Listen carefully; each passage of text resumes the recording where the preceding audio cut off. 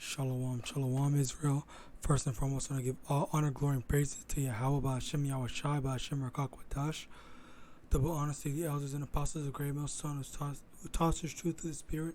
And shalom to my Akim and Akwath out there who are diligently waiting to be delivered from this final captivity. And today is going to be a short video talking about current events as well as a warning. Alright? So, right here, you see this humorous image. See, this woman is bathing in what she thinks her actual image is. It's literally rain, but you basically get the picture. So the government is literally pissing on your heads, and if you actually trust in them, that's basically what you're gonna get. Alright? In a precept to that, Isaiah chapter 31 verse from the top. Woe to them that go down to Egypt for help, and stay on horses, and trust in chariots, because they are many, and in horsemen, because they are very strong. But they look not unto the Holy One of Israel, neither seek the Lord. Alright, so it's basically they're choosing to trust in Esau, Edom, rather than the Most High Yahawah. Okay, let me watch what I say. But yeah. So now we're gonna get into this very disturbing video. All right.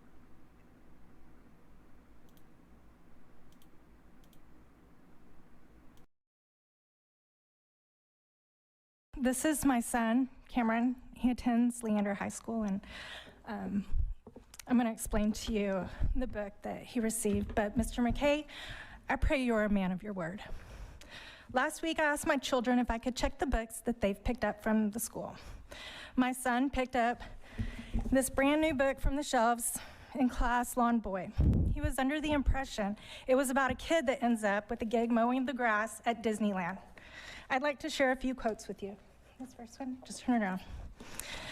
On page 19, not that it really matters in 4th grade, at a church youth group meeting out in the bushes, I touched Doug Goebel's dick and he touched mine. In fact, there was even some mouths involved. Next one, page 91. What if I told you I touched another guy's dick? What if I told you I sucked it? I was 10 years old, but it's true. I put Doug Goebel's dick in my mouth. I was in 4th grade. It was no big deal. He sucked mine too. And you know what? It wasn't terrible. Okay, I'm gonna let it finish playing, but already, you see the issue,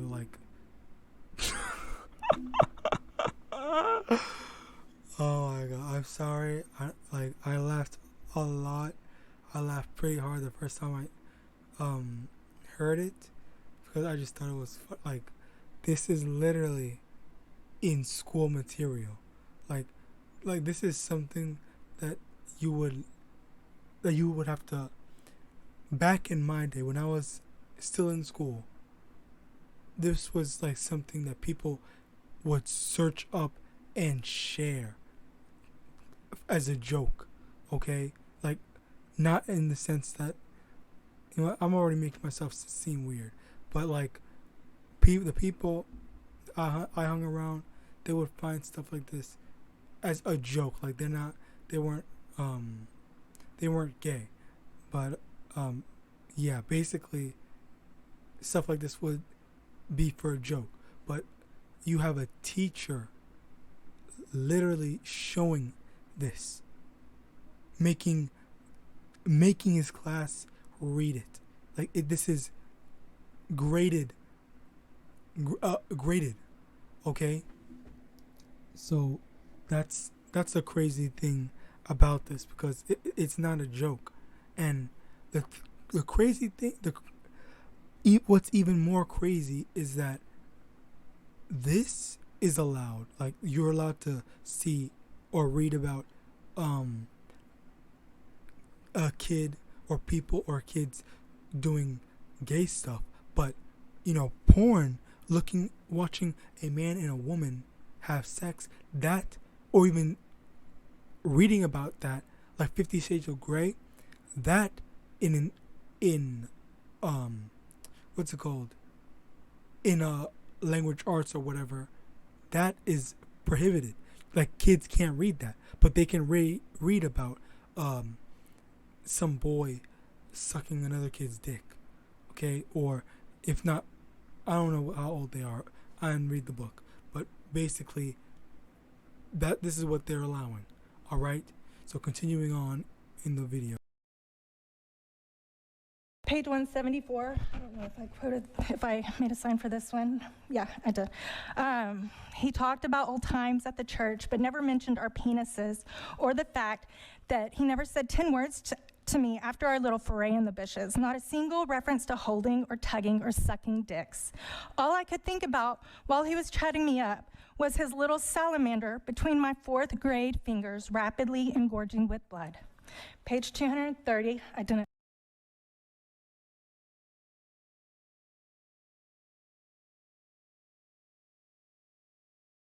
Make a sign for this.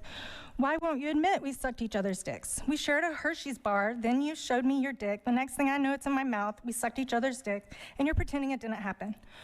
What sort of diversity are you intending to teach my child with material like this? In addition, I'll share with you the exceptional quality of vocabulary. I stopped counting on page 66 after 44 fucks and 41 shits. The depravity of the content on the shelf.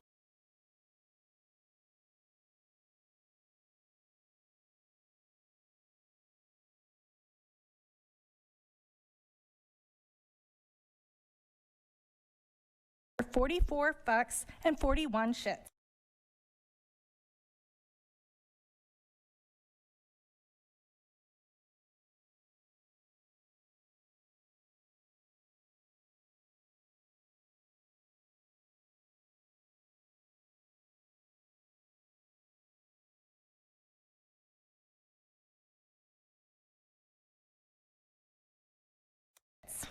The depravity of the content on the shelves in our schools cannot be mitigated with policy EF.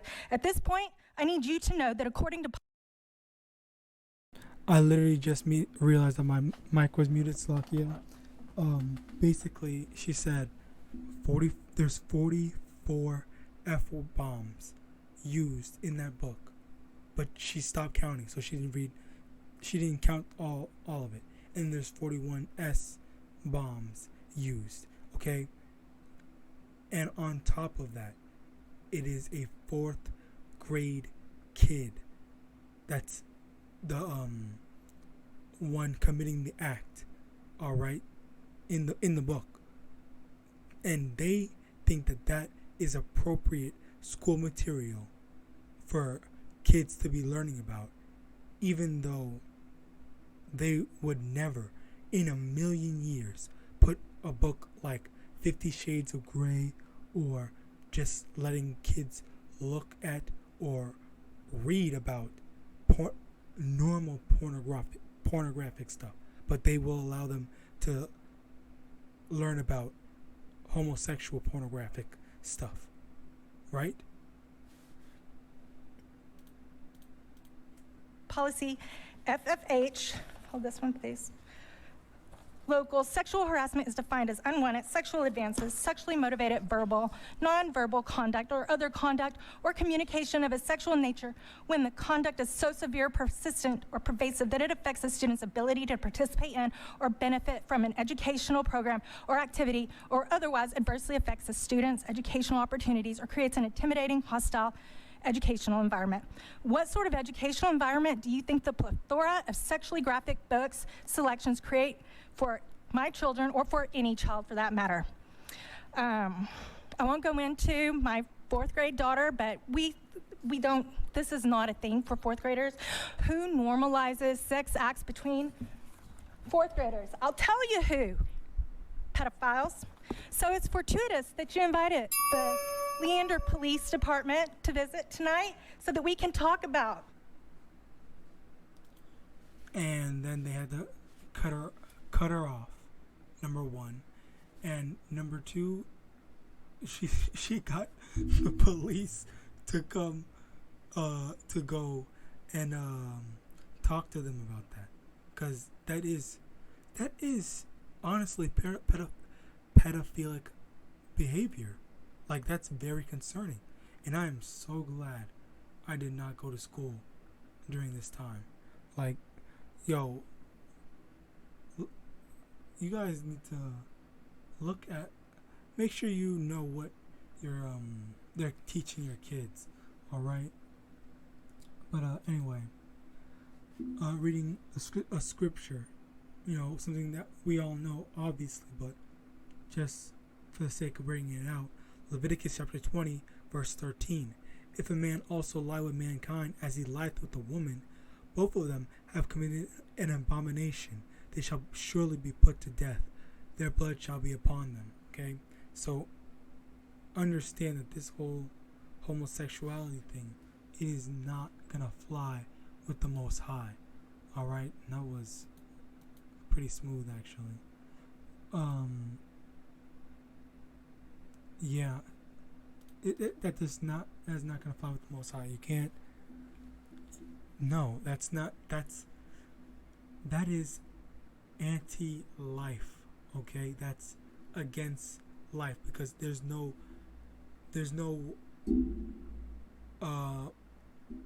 positive result in that action.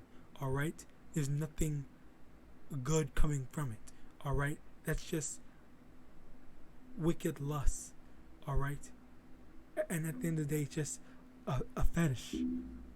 I think that's like the best foundational way to describe it, okay? Because I believe one of my brothers was actually explaining it that way. Like a lot of these sick and twisted sexual acts are at foundationally just fetishes, like what's it called, like masochism or whatnot. That's a fetish. But anything involving a sexual act, I guess, just becomes a fetish, and it's a pretty sick thing at that. Hebrews chapter 12, verse 16. Lest there be any fornicator or profane person as Esau, for Slakia. Hebrews chapter 12, verse 16. Lest there be any fornicator or profane person as Esau, who for one morsel of meat sold his birthright. Okay, what is a fornicator? Okay, look at this. Someone who commits adultery or fornication. All right. Let's just go to fornication. Sexual intercourse between people not married to each other.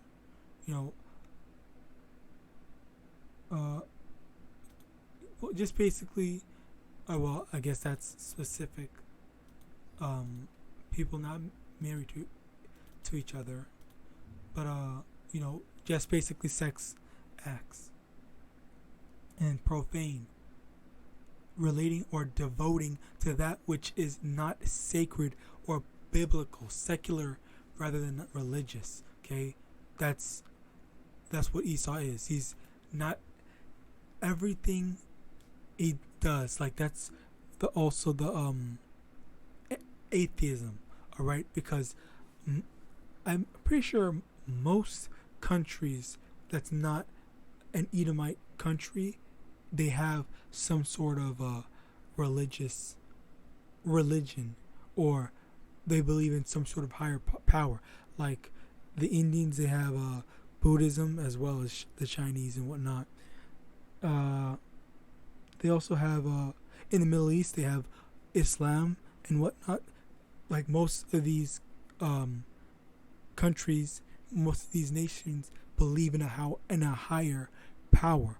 Okay, but for Esau Edom, that, like, he has that whole atheism. He has the whole let me get a mix of everything and whatnot. Okay, Now, moving on to the next thing. The U.S. border agents are removing Haitian migrants using horses and whips. Okay, so I don't know if you heard, but I think it was like 13,000 Haitians. 13,000 Haitians were were at an underpass, I believe in Texas. I want to say Texas.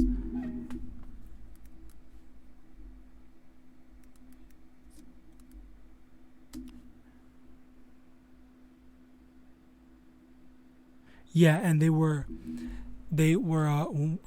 to go deport them all. They wanted to deport them all and send them back to Haiti. And damn, like, this just looks like how crazy that it looks like this is an old slave movie. Like, this is today. This is present day. This is not a movie. This is not back in the day. This is literally happening today. Like, that's crazy.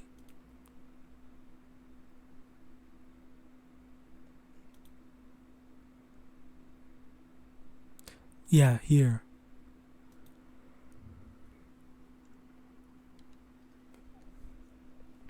In Redders.com, they have U.S. authorities accelerate removal of Haitians at border with Mexico. So what now?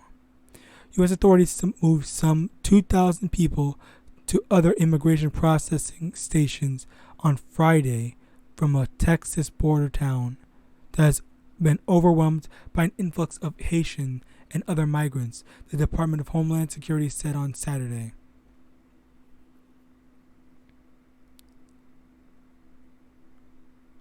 Okay, so yeah. Let me get more on this. The border.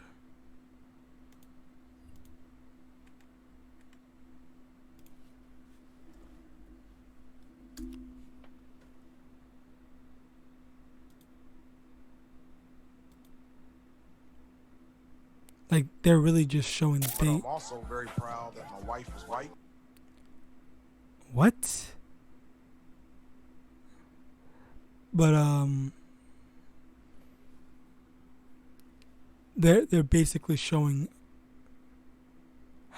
what they think about you. A humanitarian crisis at America's border with Mexico. And again, remember that it's also in the link in this description.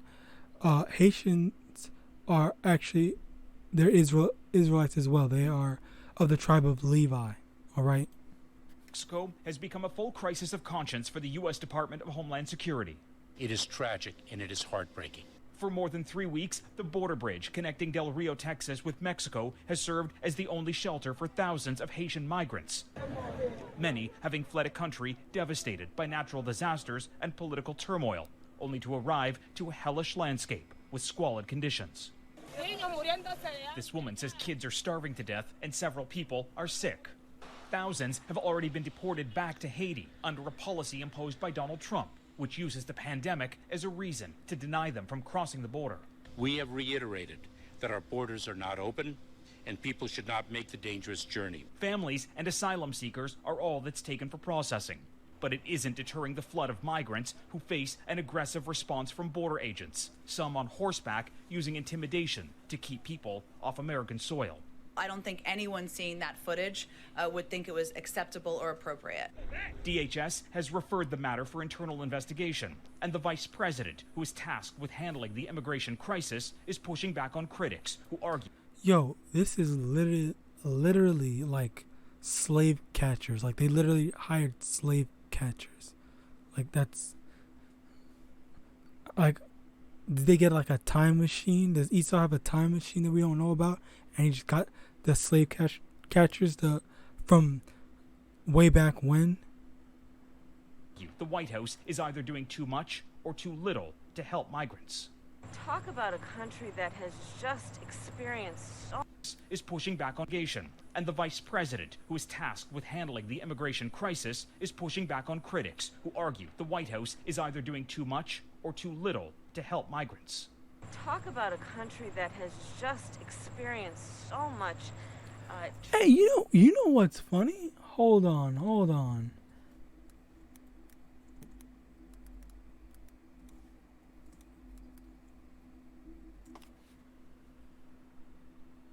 Isn't this a Levi?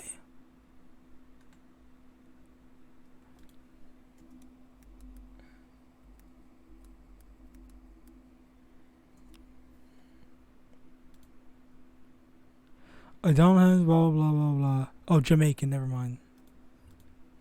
Tragedy. They leave when they cannot satisfy their basic needs. Many of these people fled Haiti years ago and have lived since then in South America, making them ineligible for asylum. And so that's also part of the equation as to why they can return to country. In May, Haitian immigrants already in the U.S. were granted protected status, but not those trying to cross now, who under this pandemic, seeking a new life, are seen as a public health threat. Reggie Cicchini, Global News, Washington. Well, yeah, so basically now you see what's it called? They're basically, suffering tremendously, all right? Like, there's no, like, things are gonna get worse before they get better, all right? We have, I don't know what to say. Like, things are bad right now. They're gonna get worse. All hell's gonna break loose soon enough. All right. We just gotta endure to the end. Have faith, endure. All right.